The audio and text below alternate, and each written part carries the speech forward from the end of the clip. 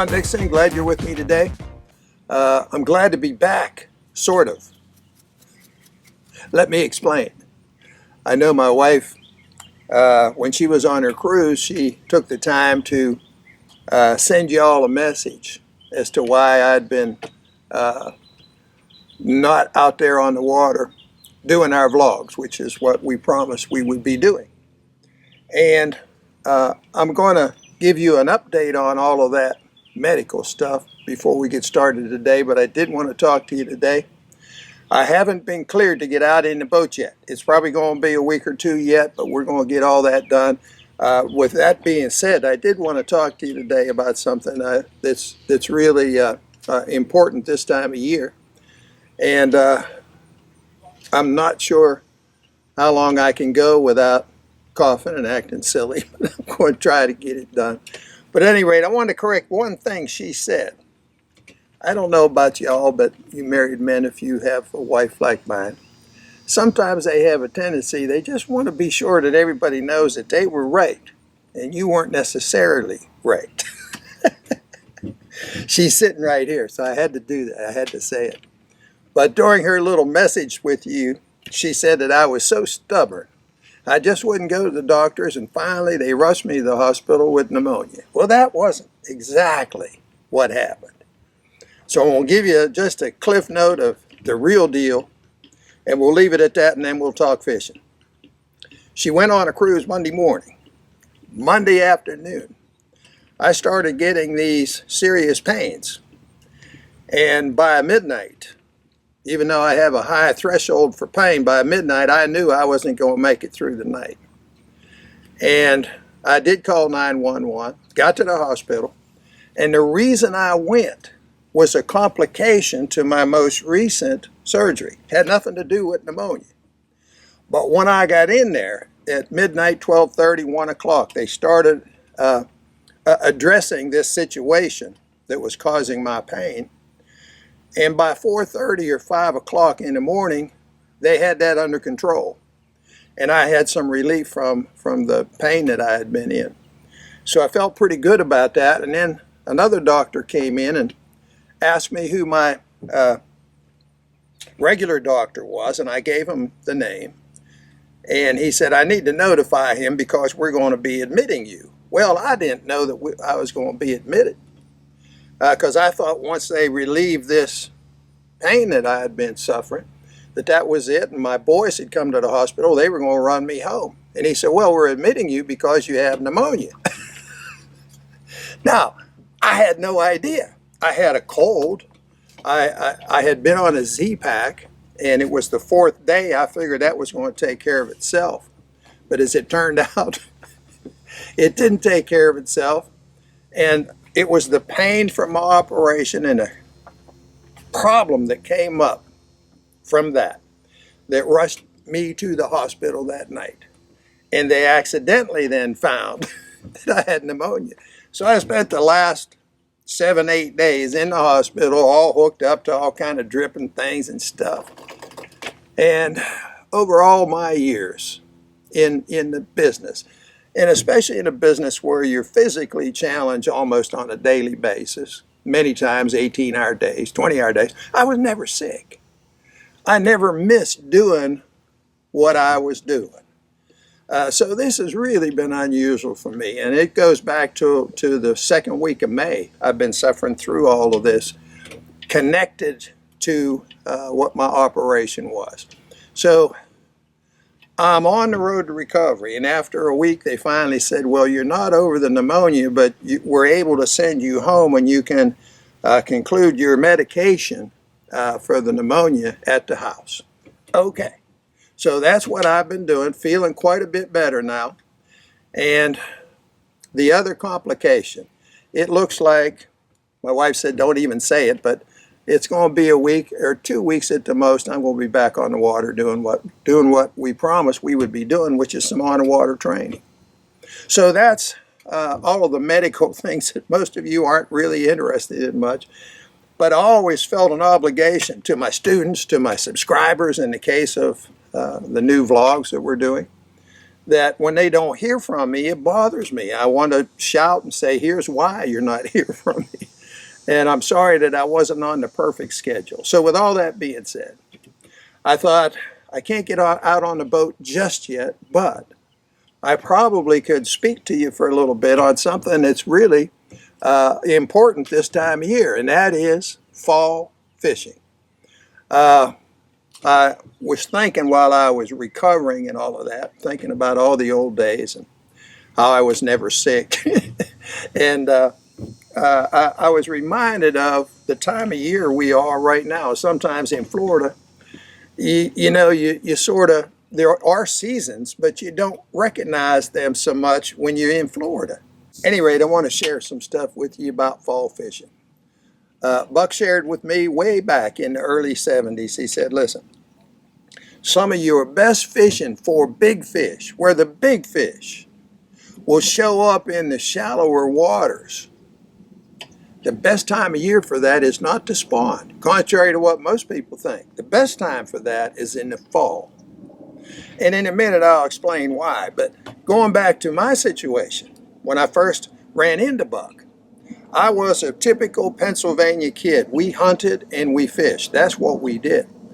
And almost all of my friends, their daddies hunted and they fished. So we had routines. This is just how we did it. You know, we went trout fishing in the early spring, fishing all the streams and that. And then in the summer months, many of us had zero success in fishing the lake. So that, that was just every now and then we'd go to the lake a little bit and not have much success. But by the time it got into what they called years ago the dog days of summer, we knew we couldn't catch any fish. So we started anticipating the upcoming hunting season. And my preference was upland game shooting. I mean, I love pheasant and grouse, and that was my thing. Hunting birds was my favorite thing. And in the fall of the year in Pennsylvania, when they open up the pheasant season, it was a 2-bird limit per day. They also had a yearly season limit of 28. Now, I always loved Pennsylvania because they don't open the fishing seasons during the spawn, and in the hunting season they have these regulations. Now, everyone with a half a brain would understand you cannot regulate a seasonal limit of 28. But because most people in Pennsylvania, the outdoorsmen in Pennsylvania, they grew up hunting, fishing, and respecting all of the conservation laws and rules and regulations. And because of that, it's a tremendous state for the outdoorsman. Not only fishing, but hunting. I mean, they've got more turkey, they've got more deer in their woods than there were during the settlers' days. It's a terrific state. But most people, and myself included, we would, in fact, enforce ourselves no more than 28 birds, in the case of pheasants, per season. And so I would start anticipating at the summer months when the fishing was no good, till I met Buck Berry, I would start anticipating the hunting season.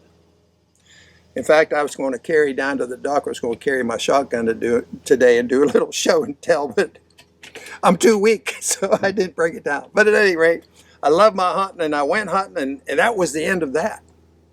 And that would lead in, you'd hunt turkey, then your deer hunting comes a little bit later. And so we go through the hunting season. And then we'd wait all through the winter and the snow and all of that till spring came so we could get back to trout fishing. We had our routine, our yearly routine. Well, Buck messed that up for me. He told me in 1972, the best time to catch big fish, numbers of big fish, is not during the spawn. Yeah, you can catch occasional big fish during the spawn. Everybody knows that. But to catch numbers of big fish, by far the best time for that to take place is in the fall. And then he went on to further explain to me, and I'm going to explain the reasons why that is. And of course, I did find out, and I'll share a couple of experiences with you that really back up what I'm trying to tell you today. Even though hunting season, in many cases, many of you, it's already in play. But find you a day or two during this fall season to go do some fishing, you probably will be surprised. Buck said, here's a good indicator for you as to what to expect in the fall. He said, there's a term that people use called Indian summer. And in most parts of the country, there's some Indian summer that's experienced by most everyone. And normally it could last 2 weeks, 3 weeks, 4 weeks. And it occurs during the fall months. And it's when you start getting cold nights, but still have warm days. Very little wind, kind of like today out here. No wind out there on the lake. And the angle of the sun at that time of the year is less direct than it is during the summer months. And that's a good thing, as you know. But as we begin to interpret why you get so many big fish in the shallower waters, I'll say shallower, in some cases very shallow, in the fall months, there's a couple of reasons. First, I just touched on one. The angle of the sun to the earth, and when you get into these fall months, is less direct than it is during the summer. And we know light is a measurable guide, or at least a guide that we can use as an indicator as to whether the fishing will be good or not so good, or be great. We don't like light. The fish really don't like light. So when you have an angle of the sun less direct, you have less light. And that creates a rather stable condition. Now, even more importantly than that, let me just back up a minute. If you're up where we used to do our Buck Perry's summer fishing schools, up in the Winnipeg area of Canada, their fall, the time of the year I'm talking about, it occurs up there in actually late August, but mainly most all of September. That's their fall season. But when you come down to Pennsylvania, where I grew up, most of my fall season, most of that Indian summer will occur during the month of October. And some of the best fishing that I've had in my life has occurred, for big fish, has occurred during Halloween week up in that section of the country. So obviously that will take in some of New York, Western New York, take in some of your Midwest and so on and so forth. Southern Michigan, southern Wisconsin, southern Minnesota. You get further up north and it'll be a little bit earlier. Here's how we can determine when to expect that Indian summer to take place. Now, it's always not quite as long as we want it to be. Sometimes it's longer. But whatever it is, it's going to occur at a certain time. And one of the good ways of recognizing this time of year is when the leaves have changed colors. They haven't all fallen off yet. When they're all gone, that means you're in that early winter situation. But when the colored leaves, they've all changed colors and it's beautiful. And in Pennsylvania, boy, it gets real pretty. And when the leaves have changed like that, that's one indicator. The other indicator, and this is important, is when you have your first frost. In other words, at nighttime, you're getting a frost. But yet during the day, you can have 68, 70, 72, 75 degree weather, beautiful, no wind. But at night, you're having frost. Now, here's what's happening. And Buck explained this to me years ago, and I've experienced it so many times that it's just something that everybody should put in your bank, understand it, and go fishing in the fall. At any rate, what happens when you have frost at night? The water has warmed, of course, during the summer season. And when that frost passes through in the nighttime, that will cool the very top layer of water. And cold water or cooler water sinks. And so if you have a frost and the top layer of water cools, it will sink. And a new layer takes its place of the warm water. And let's say the next night here you have another frost and you have the same situation. That top layer of water cools off and it sinks and a new layer takes its place. And this could go on for a few 4 or 5 days, and you're into that time of year where you need to be fishing. Now this cooling of the top layer of water and having it sink and a layer of warmer water to take its place. This is called convection currents. And It's funny, I want to bring this up. I was sharing with my grandson about 2 years ago. We were swimming. So it was just me and my grandson standing there, and we're talking a little bit, and I started explaining to him about how water cools by convection currents. Like a whole top layer of water cools off and it sinks because it's heavier than the warmer water. So I explained all that to him. Then I explained the reverse thing. In the spring, water warms by conduction. So I'm giving him his science lesson, and that's one molecule at a time. That's why in the spring it takes so long for the water to warm, especially to a decent depth. So I explained that all to him, and it wasn't but about 2 months ago he was saying he was at this oceanic outing that they were having. He's interested in maybe going into that, into high school, into college. He has a real interest, and he said they asked a question about how water cools and how it warms. And he said, I told him I was the only kid out of 300 kids that had the answer. So I was proud of him.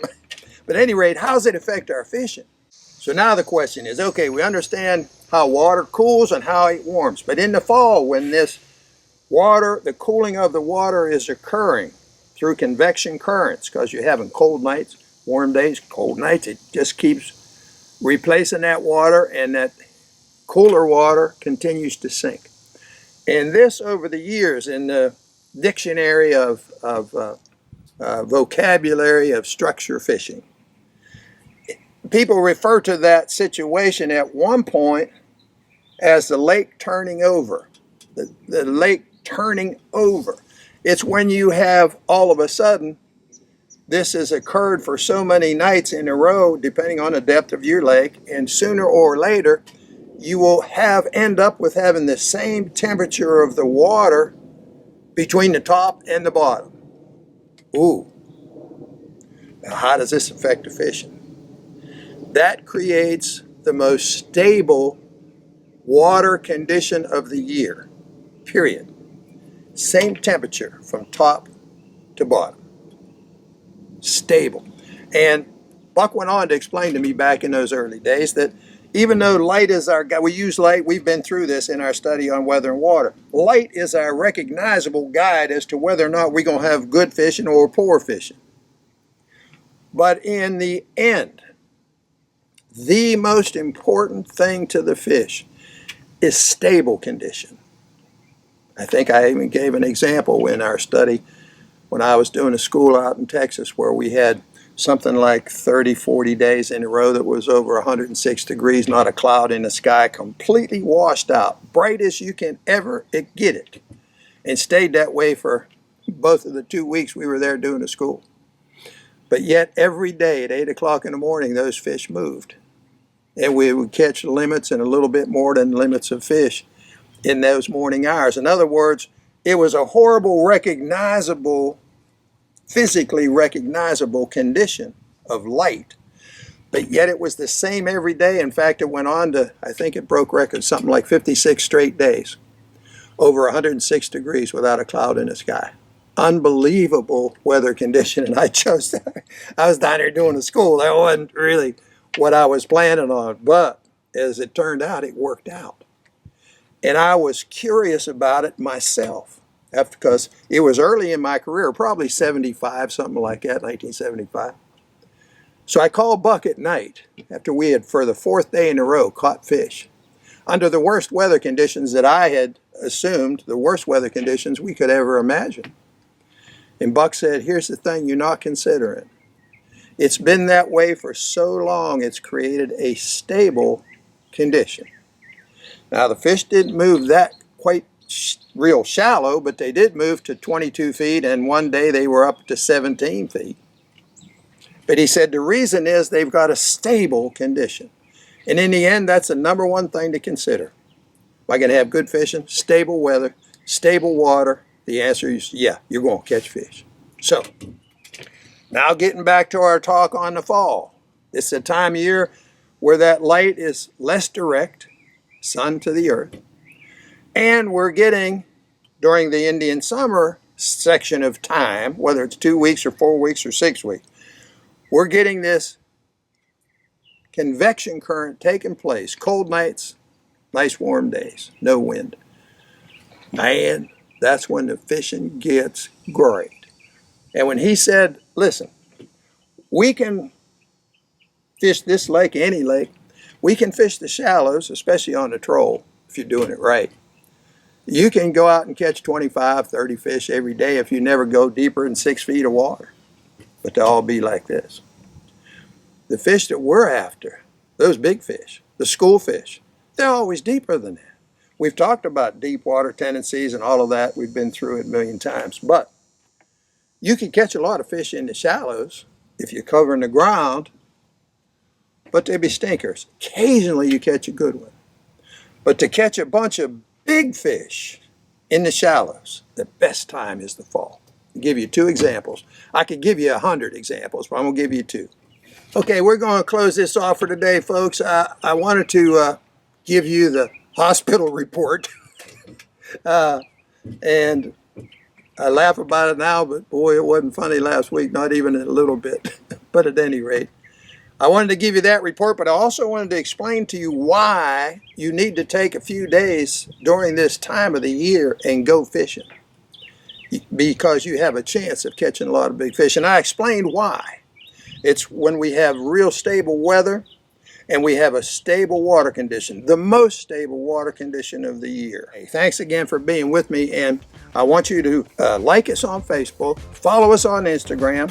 Be sure to check out my blogs over there on the webpage.